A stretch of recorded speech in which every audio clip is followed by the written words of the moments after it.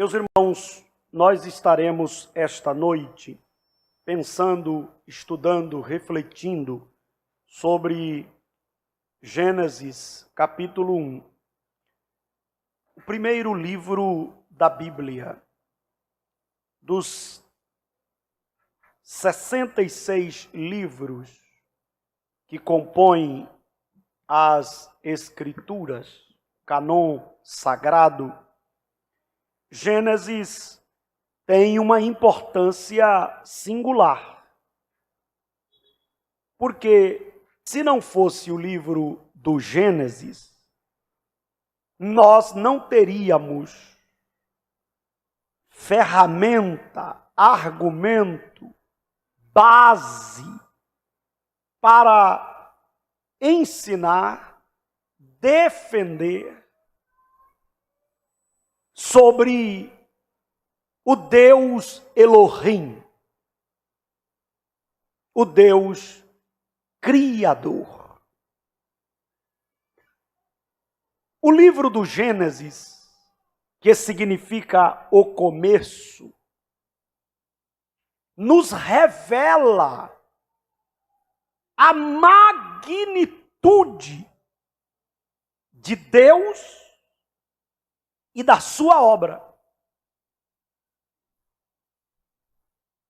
Deus é tão extraordinário que por mais que o homem queira estudá-lo, ninguém vai conseguir entendê-lo de forma plena. Porque ele é eterno, infinito, imutável, onisciente, onipresente. E a obra que ele criou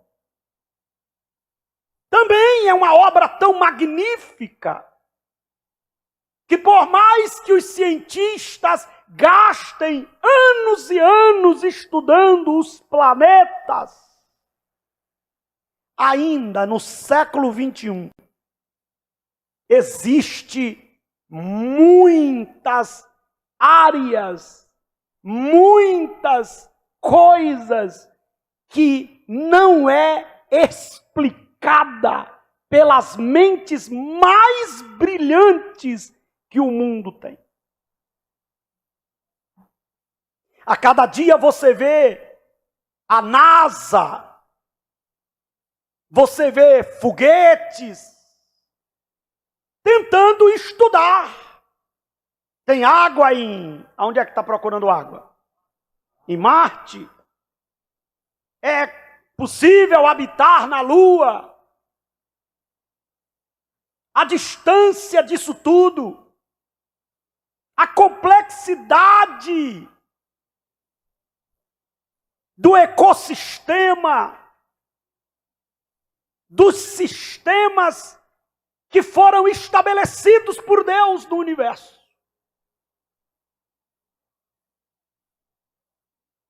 E quando você começa no capítulo 1 de Gênesis, todas estas explicações estão visíveis aos nossos olhos do leitor das Sagradas Escrituras. Nunca se houve uma época em que o cristão precisa estudar a Bíblia, ter base para fundamentar sua fé. Porque aquilo que alguns falavam a boca miúda há algum tempo atrás, Deus não existe. E era rechaçado pela maioria esmagadora, porque até quem não estava na igreja achava aquilo um absurdo. Hoje isso é dito de forma escancarada. Deus não existe. E os nossos meninos, meninas, estão indo para as escolas e estão ouvindo isso. Deus não existe. Eles estão ouvindo que o universo foi fruto de uma explosão cósmica. Foi resultado do Big Bang. E que o que existe hoje é resultado da evolução, a teoria de Charles Darwin, que inclusive um dos seus experimentos foi aqui no Brasil, e que não passa de uma teoria. Mas as Escrituras, que é a inerrante palavra de Deus, nos detalha como foi que aconteceu tudo o que está aí. Com detalhes. E se nós não tivermos esta fome de conhecer, de destrinchar o que diz as Escrituras e ficar só no raso, eu creio porque eu creio, quando alguém argumentar contrário ao que você crê, você não tem um contra-argumento. E não ter um contra-argumento pode ser fatal, porque o argumento inimigo pode fazer um efeito devastador, inclusive na sua fé. Então você encontra muita gente, eu creio, e quando vem um argumento contrário, de forma contundente, de forma inteligente, eu não estou falando de qualquer argumento, eu estou falando do argumento de alguém que estudou, de alguém que tem conhecimento científico, de alguém que tem conhecimento das leis naturais, que tem PhD, e quando esses argumentos são feitos, às vezes falta o contra-argumento, o preparo para contra-argumentar. Eu costumo dizer que naquela passagem de Daniel, Misael, Ananias e Azarias, ali tinha uma proposta e eles fizeram uma contraproposta. E a contraproposta que eles fizeram foi tão poderosa que venceu a proposta que foi feita por Nabucodonosor, e no final, Babilônia foi impactada pelo Deus que eles serviam. Nós precisamos estar munidos da palavra a tal ponto de ter argumento para contra-argumentar. O mundo está se preparando cada dia mais com o objetivo de afrontar a fé. Por exemplo, diante de uma tragédia dessa, a primeira pergunta de algumas pessoas que nem Deus diz que acredita é: cadê Deus? Deus não existe, pastor. Deus não existe, porque se Deus existisse, Deus não ia deixar uma coisa dessa acontecer. E se você não tiver cuidado, alguns crentes começam a dizer: é mesmo, não, cadê Deus? Porque o conhecimento que ele tem de Deus é muito superficial. O conhecimento que ele tem de Deus é um Deus que faz, é um Deus que é como se fosse um Doril, que resolve tudo. E eu adoro ele pelo que ele faz e não pelo que ele é. E eu não consigo entender algumas interrogações, porque isso é como se fosse uma corrosão na estrutura daquilo que eu digo que acredito. E você vai encontrar um bocado de gente diante de uma tragédia: cadê Deus? Uma criança inocente que morreu com a bala perdida: cadê Deus?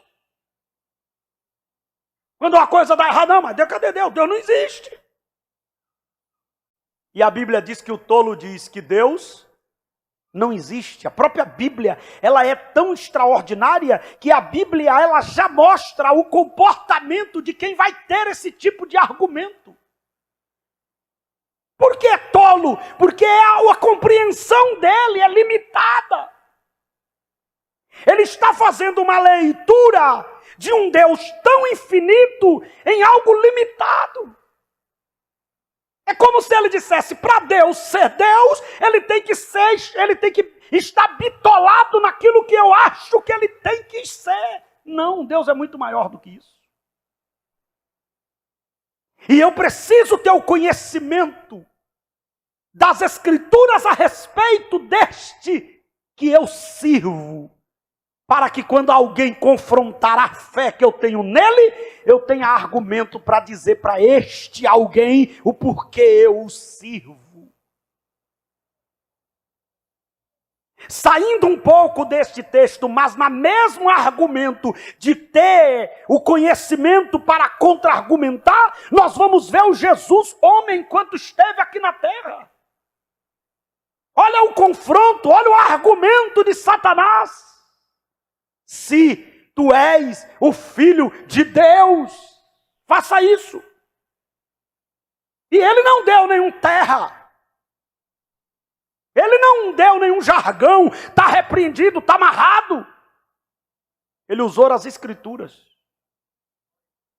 E quando Satanás disse, se você é, transforme, ele diz, você está enganado, você não conhece o todo. Primeiro, para eu ser, eu não preciso fazer o que você quer. Segundo, não só de pão viverá o homem, mas de toda palavra que sai da boca de Deus.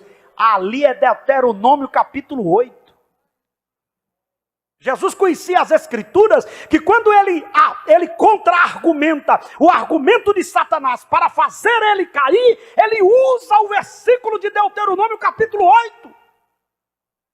Quando Deus disse para o povo de Israel, eu deixei vocês passarem pela provação, eu fiz vocês serem provados, eu fiz vocês passarem necessidade, eu deixei vocês passarem fome, mas eu não deixei vocês morrer, porque eu queria provar a você que nem só de pão vive o homem, mas vive pela providência de Deus, e eu providenciei maná. Mas se você e eu não tivermos o cuidado, a gente vai ficando fragilizado diante de tantos argumentos humanistas, materialistas, hedonistas, ateístas, gnósticos. E que às vezes a gente não lembra a palavra gnóstico, não, pastor, essa palavra gnóstico, mas isso está diluído em argumentos que estão ditos diariamente na televisão, estão sendo ditos diariamente nas palestras, nas salas de aula, para que você vá se convencendo. Hoje você já encontra cristãos, tipo assim, fazer igual a mocidade, né? Tipo assim, se ama, vale tudo. E a gente vê hoje pessoas que não têm nenhum conhecimento das Escrituras, querendo dizer que para você servir a Deus, você tem que ser conivente com o pecado, porque Jesus é assim. Ainda diz, mas quando ele passou aqui nessa terra, ele foi assim porque o amor, mentira. E quem não conhece as Escrituras diz, é mesmo, é verdade. Nós vamos começar um estudo que Deus vai nos tratar em várias áreas. E nesta noite Deus vai nos tratar naquilo que nós não temos dúvida, mas precisamos estar fundamentados para que em nenhuma crise da nossa vida essa dúvida possa pairar sobre nós. E qual é essa dúvida, pastor? Nós não temos dúvida de que Deus existe, que Ele é o Criador e que Ele é soberano sobre todas as coisas.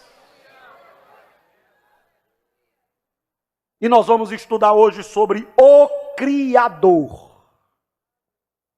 O Criador.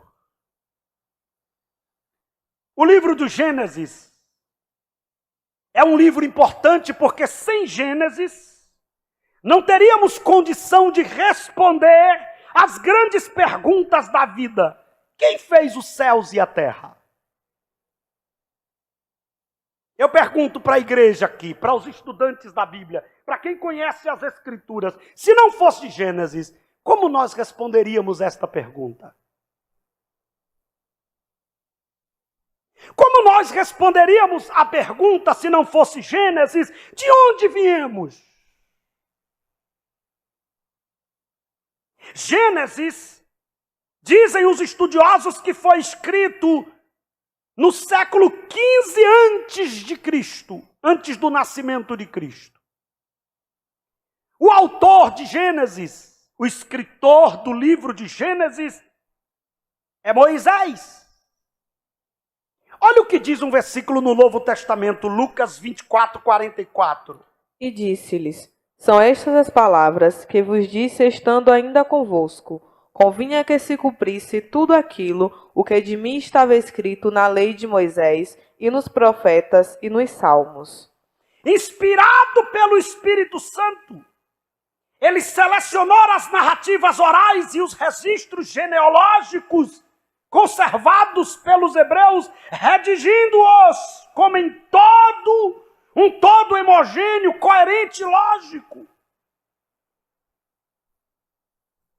E por mais que os inimigos da Bíblia tentou ao longo do tempo desmerecer as Escrituras, inclusive o livro de Gênesis e a autoria de Moisés, ninguém conseguiu e nem conseguirá.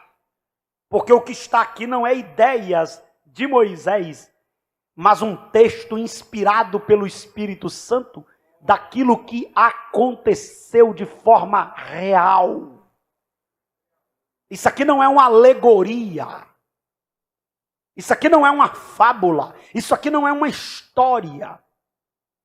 Isso aqui é real. É claro que você vai encontrar hoje muita gente tentando dar um jeitinho para você acreditar na doutrina. Preste atenção, não é teoria. Na doutrina da criação, na doutrina criacionista e na teoria evolucionista. Você vai encontrar hoje algumas mentes pensantes, como a mente de Francis Collins, que é um dos grandes cientistas que se converteu ao cristianismo, quando ele escreve o livro A Linguagem de Deus, que você pode adquirir nas grandes livrarias, e que é um livro interessante. Ele tenta fazer esse malabarismo para mostrar que é possível você acreditar em Deus, acreditar que Ele é o Criador, mas também acreditar na teoria da evolução. E isto, ao meu ver, não passa de um malabarismo de uma mente brilhante. Não tem respaldo bíblico. Teoria da evolução não tem respaldo bíblico. O que tem respaldo bíblico é até a doutrina criacionista.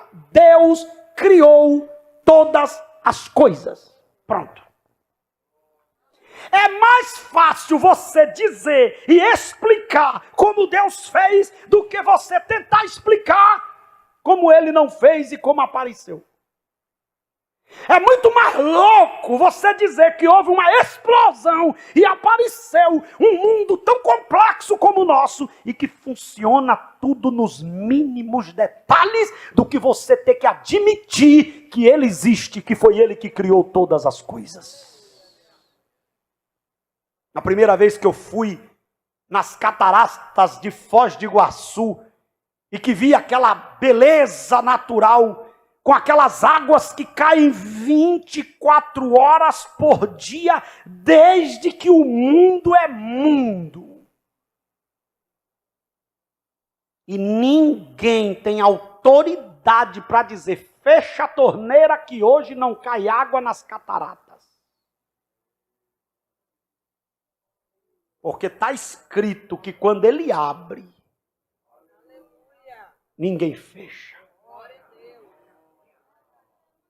Os céus que a gente vê, que a gente vai olhar aqui, que são os firmamentos, o firmamento superior, e ele chama o nome de céu. Quando você vê uma coisa, irmãos, que passou de 100 anos, 200 anos, a gente já fica tudo, quanto tempo durou? Quanto tempo tem que o céu foi criado? E não desaba uma banda de céu. Quem aí já viu desabar uma banda do céu na cabeça de alguém? Puf! Não, desaba Marquis, acaba a Titanic, que foi feito das melhores e mais caprichadas engenharias náuticas, desaba o que o homem faz, mas o que Deus faz está lá, não tem uma viga, não tem uma pilastra, Mas está lá, erguido, ele fez, ele criou.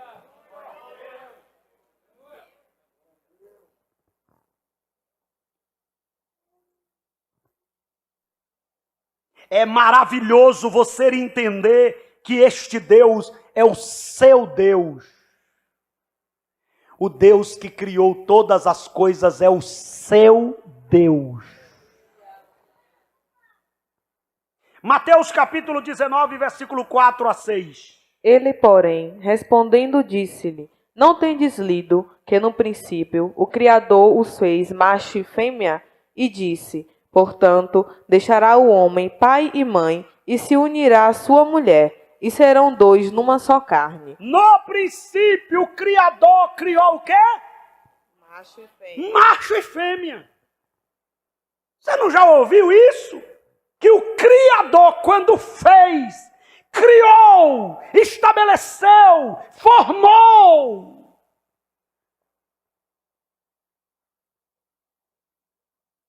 Provavelmente o livro do Gênesis foi escrito durante a peregrinação dos filhos de Israel rumo à terra prometida, isto é, entre o Egito e o deserto do Sinai. E quando eu estava hoje vindo, e preparando o estudo, eu fiquei pensando nisso aqui, isso aqui me levou a refletir. Irmãos, como é que em uma trajetória tão complicada como aquela, diante de uma demanda tão terrível que Moisés estava submetido, ele ainda teve a capacidade, dada pelo Espírito Santo, para escrever um livro tão extraordinário como esse. Tem gente que fica, não, pastor, eu não faço porque eu estou cheio, minha cabeça está cheia. Diga para o seu irmão, você está precisando de Deus, irmão. Você está precisando de unção, você está precisando de revelação do alto.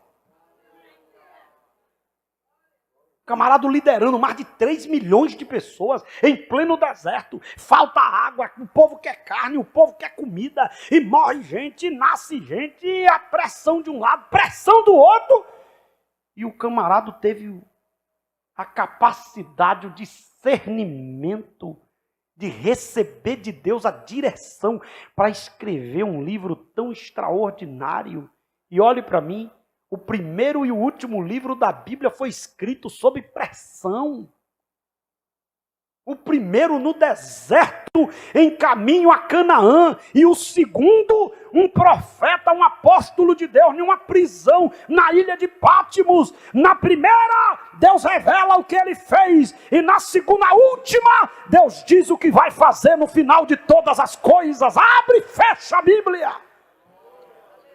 Olha para o teu irmão e diga, se aproxima de Deus, para que durante essa prova você não se afaste do propósito. Pelo contrário, Deus use esse tempo para te revelar profundidades extraordinárias.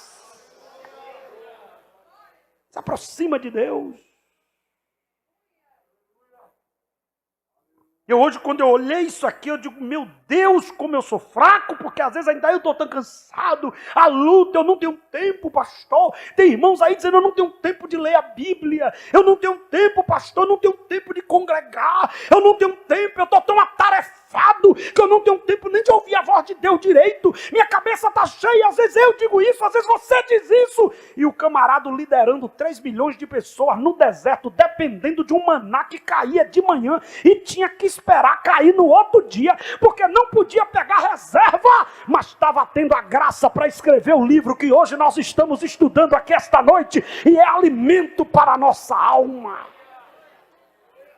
Então eu recebo graça para liberar uma palavra profética, que eu quero que você compartilhe com esse irmão, e diga para ele, profetiza nessa dor, irmão, profetiza, prospera nessa luta, produz.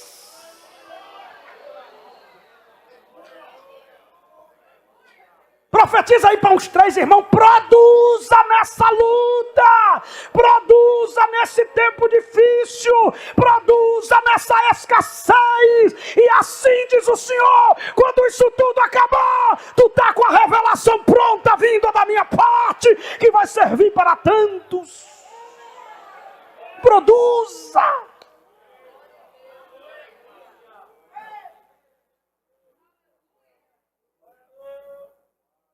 Uma das finalidades da prova é o quê, irmãos?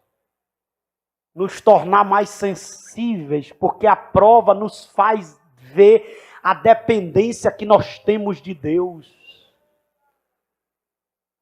Tem um hino que diz: os mais belos hinos e poesias foram escritos no palácio, quando a conta estava cheia. Eu fiquei inspirado quando estava dando tudo certo comigo e eu fiz o hino. Foi assim? Dá uma olhada naquele hino que mexe com tua alma, que você chora, e vai estudar a história dele, como foi que ele foi escrito. A dor. Aí vem a inspiração. Porque não é que a dor dá inspiração, é que a dor nos faz nos despir das nossas vaidades.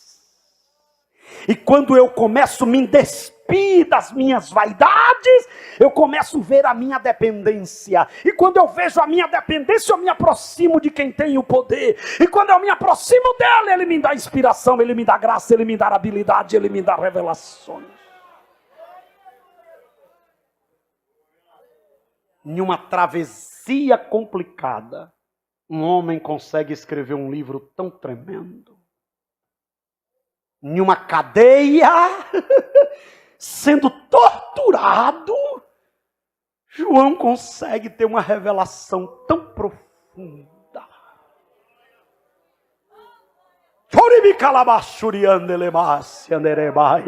Diga para o seu irmão: não é em vão que você está passando. Se aproxima, se sintoniza para perceber qual é a revelação que o Criador quer te dar. Quando a gente tem um rádio que ele não está muito na sintonia, a gente diz o quê? Que ele fica chiando, né? Não é assim? Aí alguém diz: sintoniza direito. Diga para o seu irmão: tu está chiando porque tu não está na sintonia.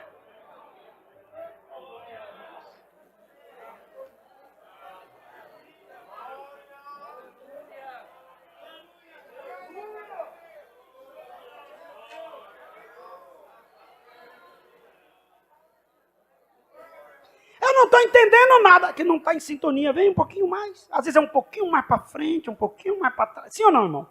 Porque os meninos de hoje não sabem o que é rádio, né? Mas quem viveu na época do rádio, sabe que o rádio tem... Como é o nome do negócio? A frequência, mais um botãozinho ali, como é? Ninguém sabe. Aquele botãozinho que mexe na frequência. Como? Não é faixa não. É o nome lá, eu esqueci o nome. Às vezes você tem que ir com muito cuidado, sim ou não? Porque você vai um pouquinho, passou, já tem outra.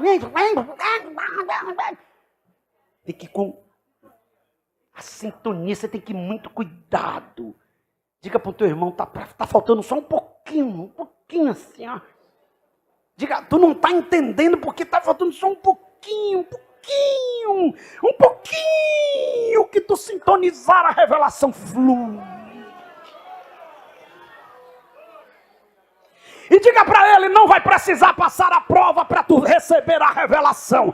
A revelação vem nessa prova, vem nessa dor. A revelação vem nessa dificuldade, porque talvez foi ela que Deus permitiu para poder ser o instrumento para te sintonizar. Isso aqui é muito lindo. Dá para ficar parado aqui, mas não tem. A gente tem como andar, tem que andar. Isso aqui é maravilhoso. Fala comigo aí bem forte. 1, 2, 3 já. Deus cria do nada. Sim, mas do nada, como é que cria do nada? Ô irmão, como é que cria do nada? Alguém chega num terreno e não tem nada, sim ou não? Mas para ele criar, por exemplo, se ele for construir, ele precisa de quê? Material, ele precisa de bloco, cimento, sim ou não? E Deus?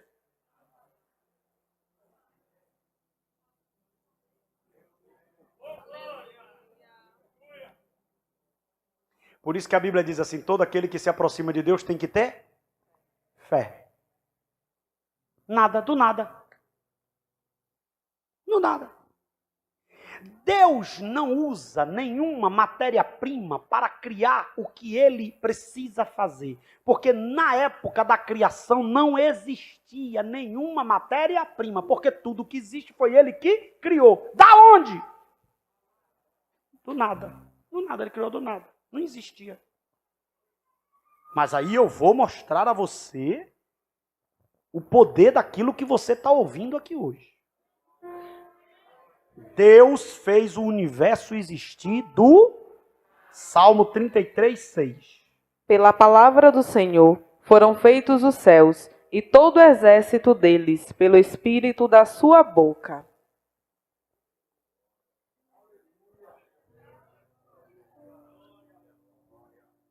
Quem aqui, irmão, tem o poder de chegar e dizer assim: apareça a carne!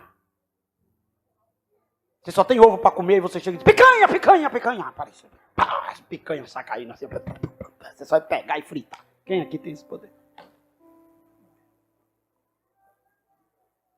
Alguém tem esse poder? Porque aí eu vou mandar ele lá para casa. Não tem. Aí o salmista chega e diz: pela sua palavra,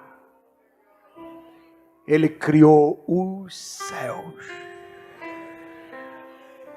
E pelo seu hálito, pelo seu fluido, pelo seu espírito, pelo seu ar, os anjos foram formados.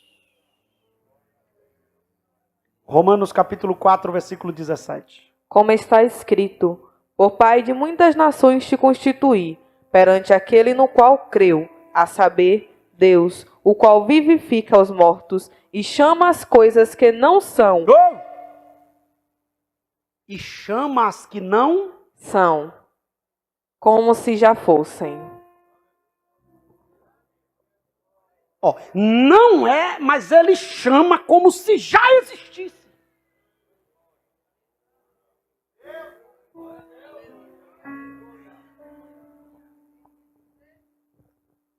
Hebreus capítulo 1, versículo 3.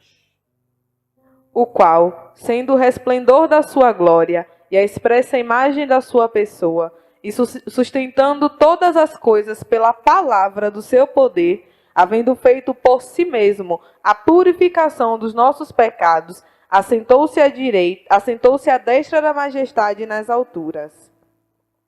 Sustentando tudo pela palavra.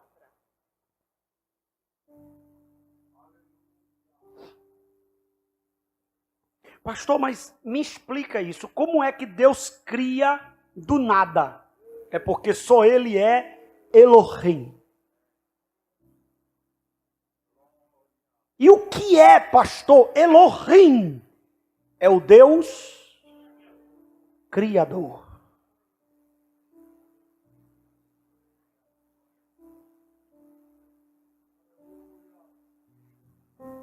E você percebe que a Bíblia não se esforça para tentar provar a existência de Deus?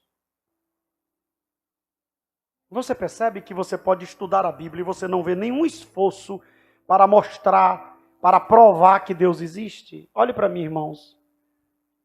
Se você vai escrever um livro sobre mim e você me conhece, você precisa ficar se esforçando para provar que eu existo?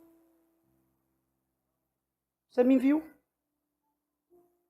Você conversou comigo, você andou comigo. Como é que você vai ficar preocupado em provar que eu existo? Deus existe, Ele é. E os escritores não tiveram nenhuma necessidade de ficar provando. Não, Ele existe por causa disso aqui. Não, Ele existe, Ele é. Ah, mas eu não creio, mas Ele é. Ah, mas eu acho que Ele não é, mas Ele continua sendo. Mas assim eu tenho dúvida, mas Ele é. Mas eu assim eu não acho legal. Ele é. Deus não precisa de nada para ser. Ele é por si só. A gente vai aprender mais na frente. Pelo poder da palavra. Efésios capítulo 3, versículo 9. E demonstrar a todos qual seja a dispensação do mistério, que desde os séculos esteve oculto em Deus que tudo criou. Um mistério oculto em Deus que tudo criou. Colossenses 1,16. Porque nele foram criadas todas as coisas. Ó, nele, não é dele, nele. É como se Colossenses explicasse Efésios. Foi gerado nele. Aí Paulo chega em Colossenses e diz assim, todas as coisas foram criadas nele. Que há nos céus e na terra, visíveis e invisíveis, sejam tronos, sejam dominações, sejam principados, sejam potestades, tudo foi criado por ele e para ele. Ó, primeiro Paulo começa dizendo nele. Depois Paulo olha para os que está visível e fora, diz pô! E para. Nele, por ele e para ele. Você que gosta de estudar o texto com profundidade, te aconselho a estudar Colossenses. Nele, por e para. E ministra isso no seu curso de doutrina lá, você que é dirigente. Apocalipse 4:11. Digno és, Senhor, de receber glória e honra e poder, porque tu criastes todas as coisas, e por tua vontade são e foram criadas. Olhe para mim que eu vou lhe dizer uma coisa. A primeira coisa que um homem e uma mulher precisa saber para ter uma vida cristã saudável e próspera, que Deus é Senhor absoluto. Segunda coisa, que a Bíblia é a palavra de Deus. Então, aqui está o meu manual de consulta. Alguém pode dizer o que for, eu tenho que vir no manual de consulta. E o manual de consulta está dizendo o seguinte, leia de novo Apocalipse 4:11. Olha o que o manual de consulta está dizendo. Digno és, Senhor, de receber glória e honra e poder, porque tu criastes todas as coisas, e por tua vontade são e foram criadas. A pergunta é, quem crê na palavra tem dúvida de que foi Deus que criou? Você só vai ter dúvida se você não crê na. É por isso que o diabo tenta atacar você, para que você não leia a, para que você não medite na, para que a igreja não tenha tempo para a, para que a palavra não tenha primazia no culto. Porque Satanás sabe que o poder não está no louvor, o poder não está no movimento, o poder não está no barulho, o poder não está na campanha, o poder está na palavra. Aqui está o poder.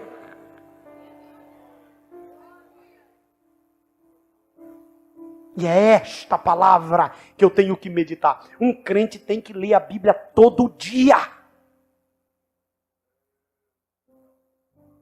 Leia a Bíblia. Comece lendo ela de Mateus a Apocalipse, depois de Gênesis a Malaquias, depois de Gênesis a Apocalipse, e depois você vai lendo pelos grupos poéticos, proféticos, histórico, evangelho, epístolas, Pentateuco. Depois você pode ler por grupos, sobre amor, sobre palavra, por tema, por doutrina. Você tem uma infinidade inesgotável de estudar a Bíblia.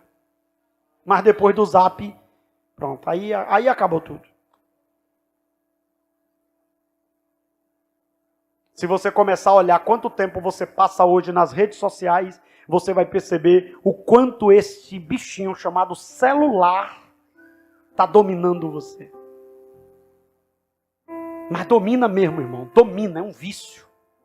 Daqui uns anos, anotem, olhem para mim que eu vou lhe dizer uma coisa aqui. Hoje não tem gente que diz, pastor, arruma um centro de recuperação para o meu filho. O que é, meu pastor? É que ele não consegue largar as drogas, ele fica doido quando não fuma, ele fica atacado. Daqui uns anos, e não vai demorar, as pessoas vão dizer, pastor, arruma um centro de recuperação para o meu filho. Para quê? Para se libertar do celular.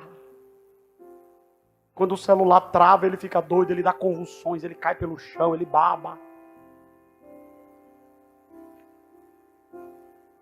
Você sabia que já está classificado como doença psiquiátrica a dependência à tecnologia?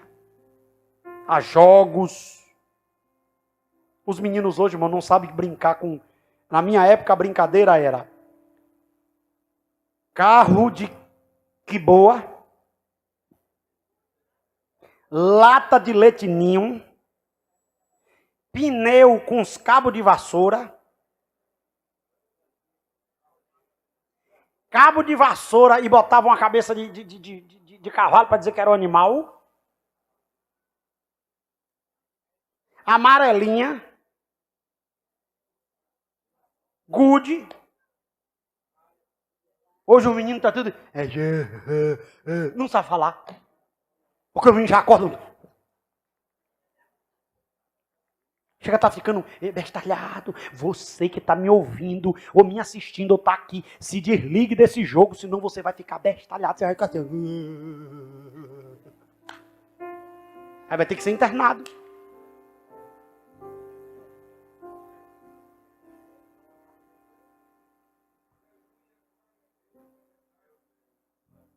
Vamos andando, vamos andando. A revelação da... A palavra nos revela algumas coisas tremendas. Só o livro de Gênesis, capítulo 1, versículo 1, desmancha o argumento do ateísmo, agnosticismo, politeísmo, panteísmo, materialismo e dualismo. Só Gênesis, capítulo 1, versículo 1. E vamos estudar. O ateísmo diz que Deus não existe. Aí o texto de Gênesis. Vamos lá. Abra a Bíblia aí. Abra a Bíblia. Gênesis capítulo 1, versículo 1. O ateísmo diz que Deus não existe. Aí eu vou pedir para você ler Gênesis 1, 1. O ateísmo diz que Deus não existe. No princípio criou Deus os céus e a terra. Então a Bíblia está dizendo que o ateísmo é o quê? Mentira!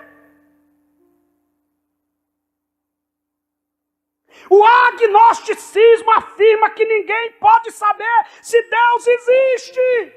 Gênesis 1, 1. No princípio criou Deus os céus e a terra.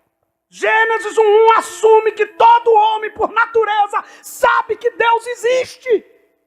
E eu vou lhe provar. O cara está aqui, Deus não existe, Deus não existe, Deus não existe. O avião, o piloto diz assim, amigos, fiz de tudo, o avião vai cair.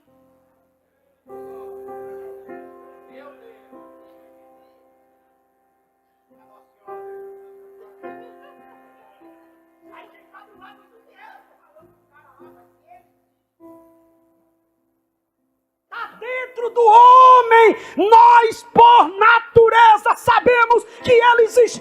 O homem pode não querer dar o braço a torcer porque tem dinheiro, tem posição, mas na hora do aperto, primeira coisa que ele grita é por quem?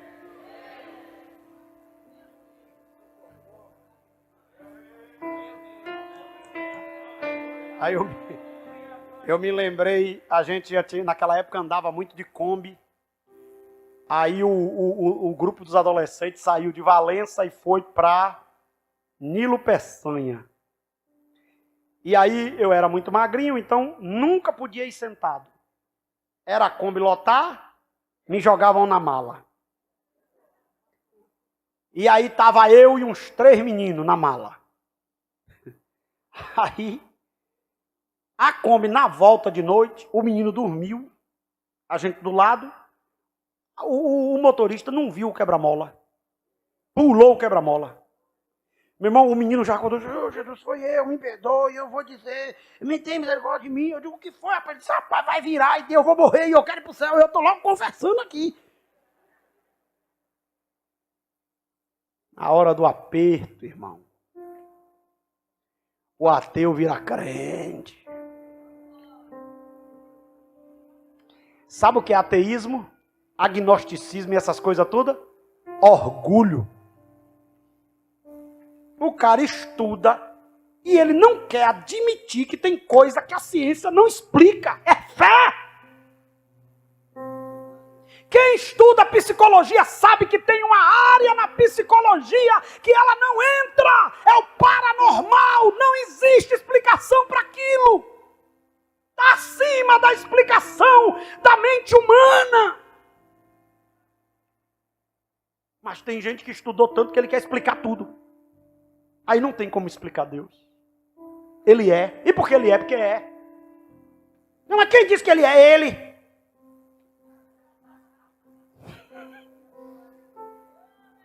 Sim, como é que você crê? Eu tenho fé nele. E esse negócio de fé é o quê? Eu acredito mesmo sem ver. E eu trago à existência o que não existe, pelo poder da fé, mediante a palavra. A fé vem pelo e ouvir a palavra.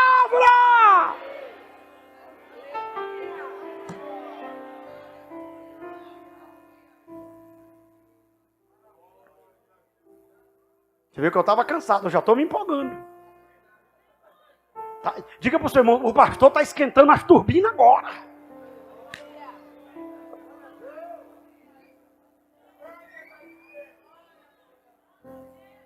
O politeísmo.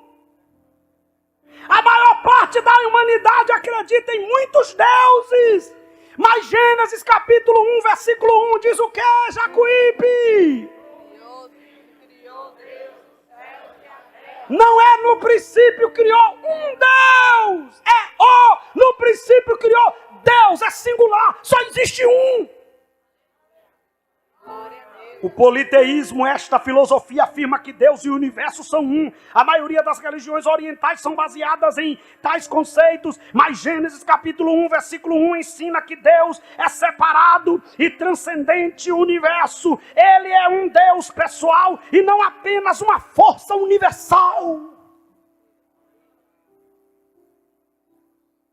O materialismo é uma filosofia que afirma que a matéria é eterna. O evolucionista, verdadeiras são materialistas. Gênesis capítulo 1 declara que a matéria teve um começo.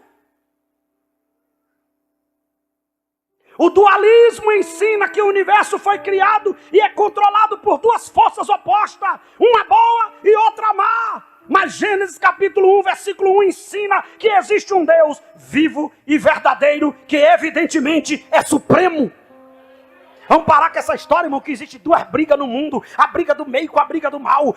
Não existe briga nenhuma, irmão. Deus é soberano. Deus é Senhor absoluto.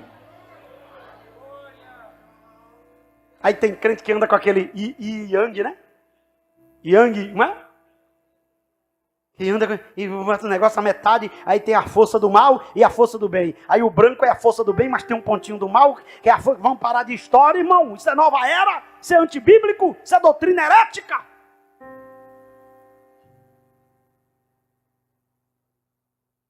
No princípio era quem? Se tu não der glória com isso aqui, tu não está entendendo nada. Eu vou te explicar o que é esse no princípio, para tu entender o tamanho dele. Antes dos mundos, do universo, da criação, do próprio tempo e do espaço, somente existia Deus, perfeito, uno, relacional e completo.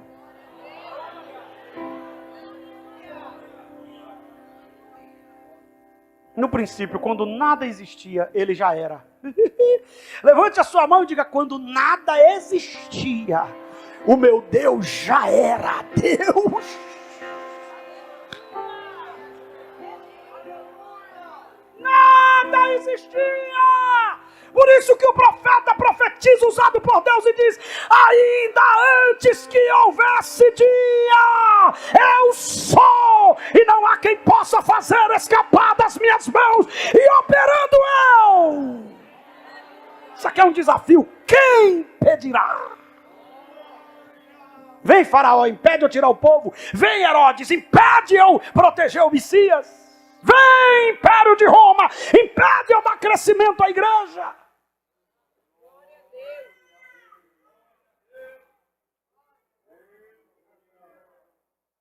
Ele é soberano único.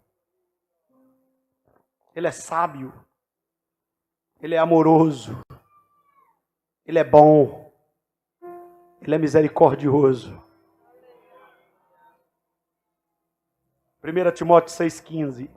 A qual, a seu tempo, mostrará o bem-aventurado e único poderoso Senhor, Único poderoso Senhor. Rei dos reis e Senhor dos senhores. Único Senhor. Um cristão que diz que é de verdade e vê alguém dizendo que todos os caminhos levam a Deus, merece tomar uma surra de cansanção. Você está mentindo, irmão. Você está sendo cúmplice com uma alma que vai para o inferno. Se você se diz um verdadeiro cristão e uma pessoa diz assim, fulano de tal tem a religião dele, mas o que importa é o amor. Ele não crê assim, mas ele crê em Deus. E ele adora imagem, ele faz as coisinhas dele, mas ele faz o bem e Deus vai olhar isso. Porque tem gente dentro da igreja que não faz e ele não está na igreja, mas faz. E um crente olha e diz, é verdade.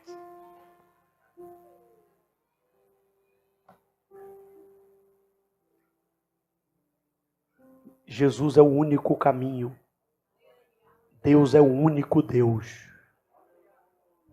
E não existe vários caminhos. Isso aí é a religião do anticristo, que quer mostrar que a gente pode tudo se unir em nome da paz. E digo mais, se a paz que o mundo quer ensinar, ela rasga princípios da Bíblia, a gente não quer paz, a gente quer guerra. Vou usar um texto. Jesus diz, não vim trazer paz, eu vim trazer guerra. Sabe o que Jesus estava dizendo? Eu sou o príncipe da paz, mas eu não negocio a paz.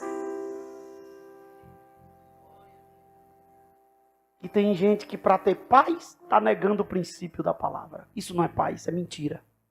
Isso é engano.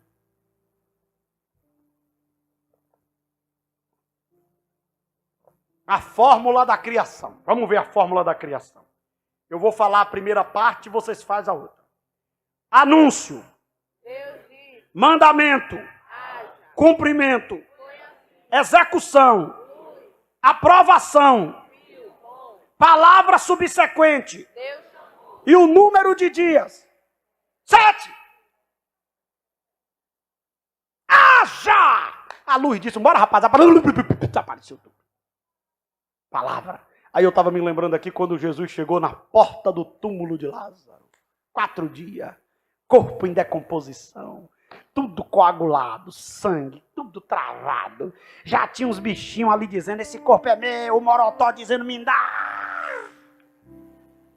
Aí chega na porta do túmulo. O grande eu sou. O que tem a chave, ninguém fecha. O que chama as estrelas pelo nome.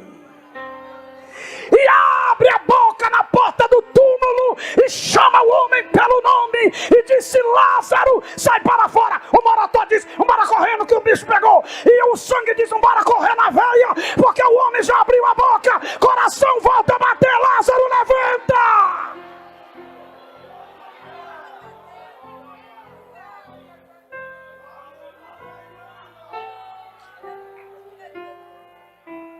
É esse Deus que você serve e o seu problema não é maior do que isto.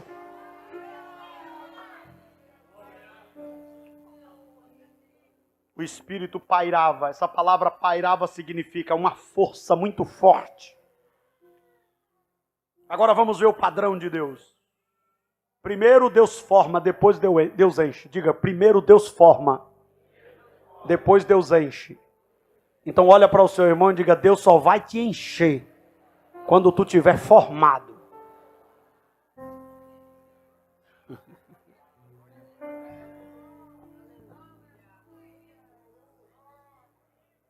Olhe que o texto começa, que Deus começa criando, depois ele enche. Deus não prepara anjo para depois criar céu. Deus não prepara peixe para depois criar mar. Deus não prepara capim. Primeiro Deus cria céu para depois criar anjo. Primeiro Deus cria o mar para depois criar peixe. Primeiro Deus cria a relva para depois criar os animais. Primeiro Deus te trata, depois ele te enche. Primeiro Deus te molda, depois ele te enche.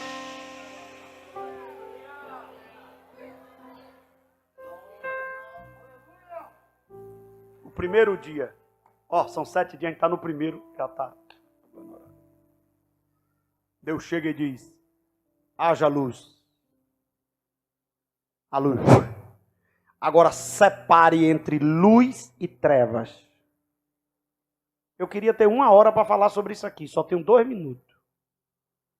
Olha para o seu irmão e diga: tem que ter separação entre luz.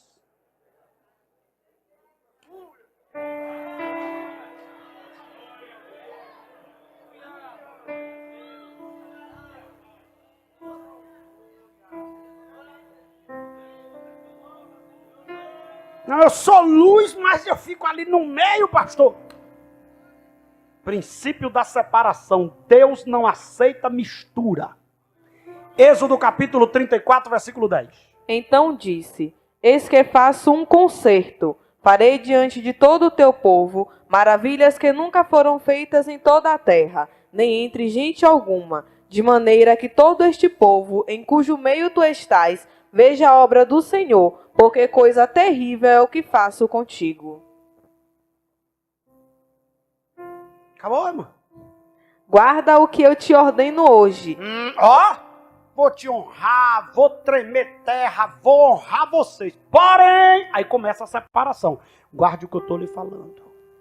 Eis que eu lançarei de diante de ti os amorreus. Não vai dar tempo ler o restante. Deus nunca levanta alguém misturado. Primeiro ele separa, depois levanta.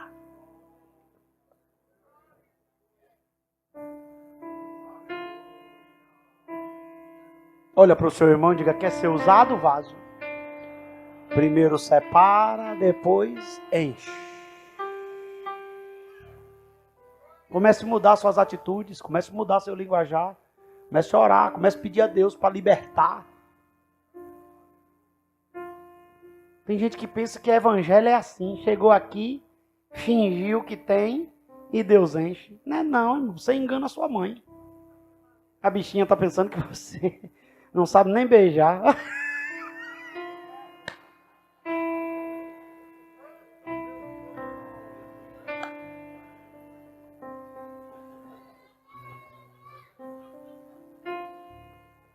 A velhinha está enganada.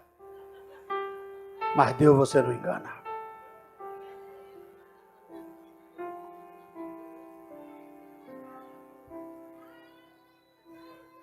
Ninguém engana Deus.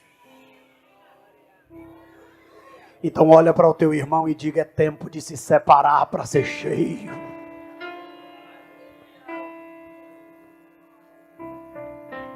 E ele tem o direito de dar o nome que ele quiser. Olha para mim. Haja luz. Agora separa luz e treva. A luz eu chamo dia. A treva eu chamo noite. Eu não gostei. Quem criou foi eu. Eu dou o nome que eu quero. Olha para o seu irmão e diga: quem cria dá o nome. Quem chama escolhe. Quem chama levanta. Quem chama faz o que ele quer. Ele é Senhor e ele é que estabelece. Não existia nada, foi ele que criou.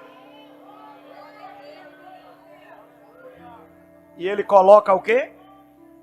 Firmamento. Ele coloca um firmamento entre águas superiores, águas inferiores, e chama de céu. E depois ele junta as águas e separa. Aqui é mar. Olha que coisa linda. E não passa, irmão, não passa. Um dia eu fui no Amazonas. E no Amazonas tem o rio Negro e Solimões.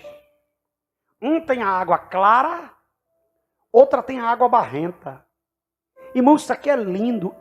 Eu não consigo entender como é que aquelas águas não se misturam.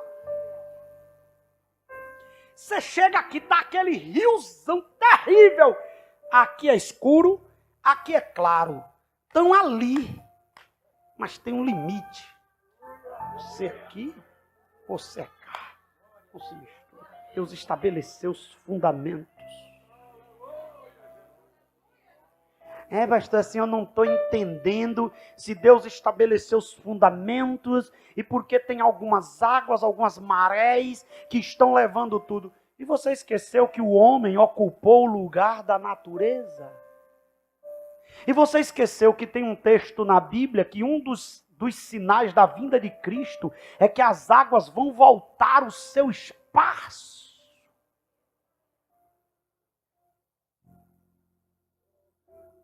Deus deu limite, quem quebrou foi os homens. Vai estudar, querido, sobre maremotos e terremotos e você vai ver o que é que provoca os abalos das placas tectônicas. Se não é o homem agredindo o meio ambiente. E o ambiente, a natureza reage. Câncer de pele. Pastor, não entendo como é que acontece isso. Pois eu vou lhe explicar. Deus fez o tudo. Criou o sol. O sol é tão potente que para que tenha vida na terra humana, Deus teve que criar uma camada de ozônio e proteger o planeta. O homem, com a ambição, criou empresas, poluição terrível, que criou buracos na camada de ozônio. Então tem vários lugares que os raios do sol passam para a terra sem nenhuma proteção. Câncer de pele é o que mais mata no mundo. Deus é injusto. Que Deus, irmão? É o homem que quebra os limites e pensa que vai quebrar e vai ficar por isso mesmo.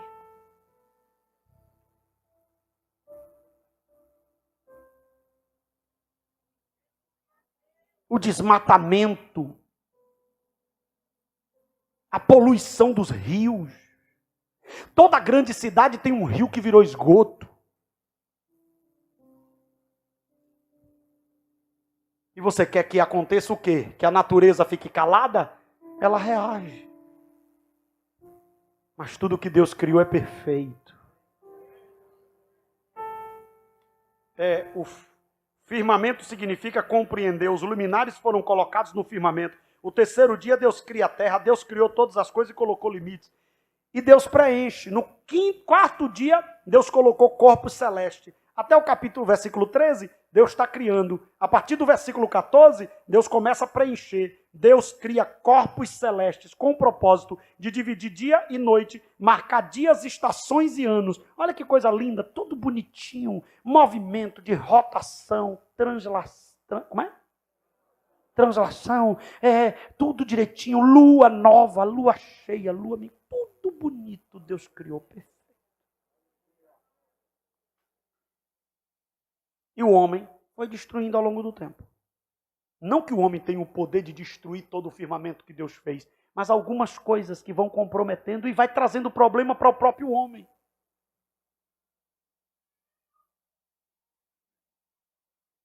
Deus encheu, o quinto dia, Deus encheu os céus e as águas de criaturas viventes. Salmo 104, 24 e 25.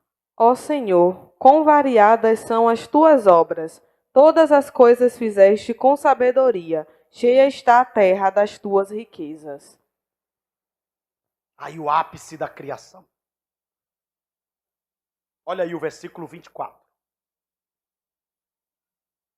E disse Deus, produza a terra alma vivente, conforme a sua espécie, gado, réptil, besta fera, da terra conforme a sua espécie.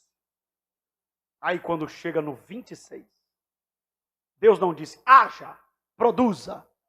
Deus já diz, façamos o homem, a nossa imagem, conforme a nossa semelhança, e domine sobre os peixes do mar, sobre as aves dos céus, sobre o gado, sobre toda a terra, e sobre todo réptil que se move sobre a terra.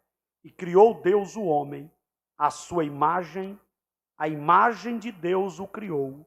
Macho,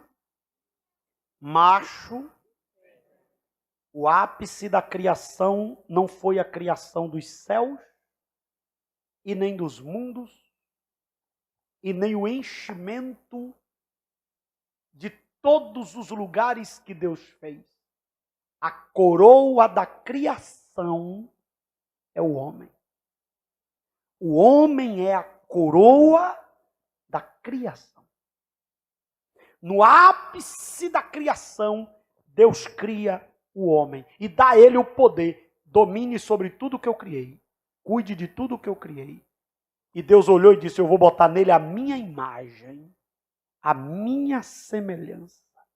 Eu vou impregnar nele, que o pecado deformou isso. Macho e fêmea, já expliquei. Agora, como foi isso, pastor? Vamos falar aí os dias para a gente encerrar. Sumário dos 7º dia. Primeiro dia, foi que foi criado. Bora animar. Segundo dia. Separação das águas, céu abaixo das nuvens. Terceiro dia. Terra seca, oceano, vegetais e ervas verdes. Quarto dia. Sol, lua e estrelas, marcação de tempo, dias e anos. Quinta-feira. Que quinta-feira, irmão? Quinto dia. Animais marinhos e aves. Sexto dia. Animais terrestres e o homem. 7º dia. Dias de descanso. Ainda para esnobar. Para esnobar, ele disse, eu vou descansar no último. Na verdade, para nos dar o exemplo, que a gente tem que trabalhar, mas tem que repousar. Olhe para o seu irmão e diga, você não é máquina. Você é ser humano. Descanse. Senão seu corpo dá um treco e você para. E em último lugar. 1, 2, 3 já. Pronto. Então, todo mundo abre a Bíblia em Gênesis capítulo 1, versículo 31, e as crianças já se preparam. 1, 2, 3 já, versículo 31. Viu Deus tudo quanto tinha feito, e eis que era muito bom, e foi a tarde e a manhã, o dia 6º. Pastor, eu não entendi. Explique. Vou explicar agora. Eu vou explicar com todo mundo participando. Olhe para o seu irmão e diga, quando Deus criou tudo e criou o homem, Deus olhou, conferiu e disse, é bom. Estou feliz. Então diga para o seu irmão, quando Deus olha para você e vê você adorando a Ele, servindo a Ele, Ele fica satisfeito. Agora a pergunta que não quer calar é, olha para o seu irmão e diga, Deus está satisfeito com você? Porque tudo que Deus criou foi para adorá-lo. Quantos aqui estão fazendo de tudo para que o Senhor fique satisfeito? Tem uma pergunta que a gente diz assim, você está alegre com Jesus? Eu ficar alegre com Jesus é fácil, sim ou não? Sim ou não? Eu era perdido, Ele me achou. Eu não tinha nada, Ele me deu. Eu não tinha nome, Ele me deu. Ele perdoou meus pecados. A pergunta é, Jesus está alegre com você? Porque se tu não está alegre com Jesus, depois de tudo que Ele fez, tu é um ingrato. Agora a pergunta é, Ele está feliz com você? Sabe o que significa isso? Quando eu sigo a sua palavra, quando eu cumpro o propósito que Ele me criou, Ele olha e diz, estou satisfeito.